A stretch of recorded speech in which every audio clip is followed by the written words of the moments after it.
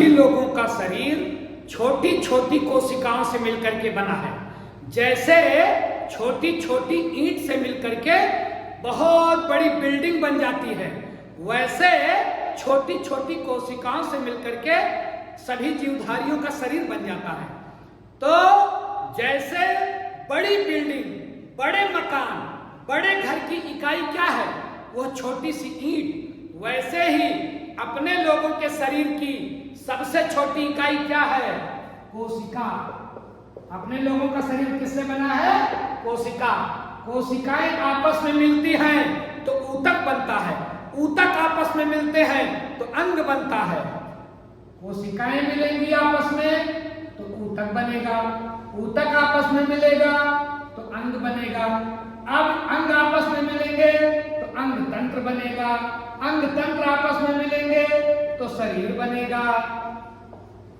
अब आज ये प्रश्न उठता है, अपने लोगों के शरीर में सबसे बड़ा अंग कौन सा है? हाथ है, पैर है, अंगुली है और मुंह है, नाक है, आंख है, सब अंग तो है। प्रश्न ये है कि सबसे बड़ा अंग कौन सा है?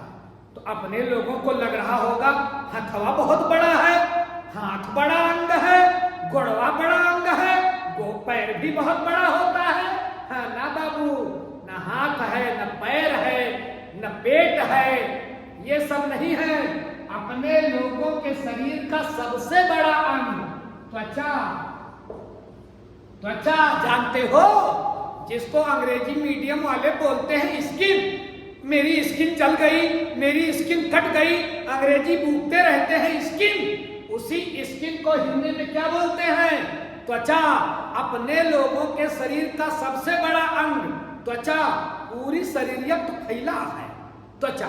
और यही ध्यान रखिएगा, त्वचा पूरे शरीर के वजन का 15% हिस्सा होता है।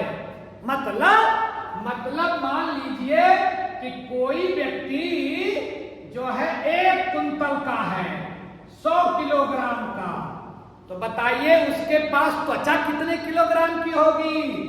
15 किलोग्राम। बॉडी वेट का 15%।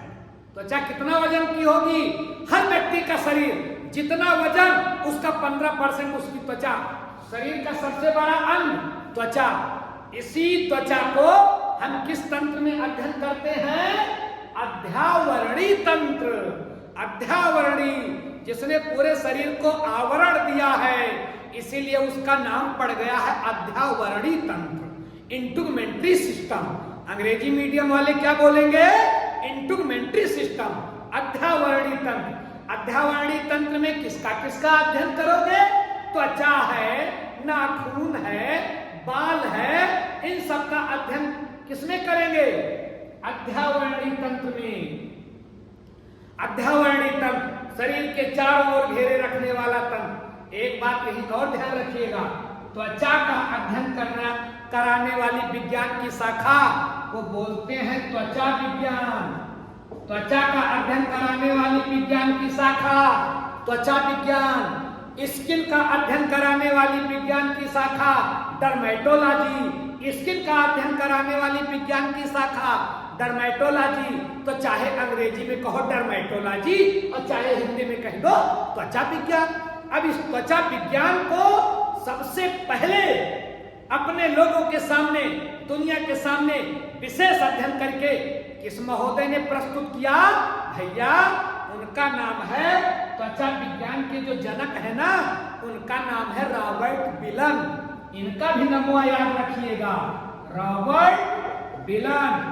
त्वचा विज्ञान के जनक रॉबर्ट बिलन। त्वचा विज्ञान के जनक रॉबर्ट बिलन। अब यही प्रश्न ये उठता है कि क्या कोई अपने भारत में भी हुआ जो त्वचा विज्ञान के बारे में ज्यादा बताया हो? हाँ, एक महोदय आए। कौन है वो? उनका नाम है बीएन बनर्जी। याद रखिएगा इनका नाम, भारतीय बीएन बनर्जी।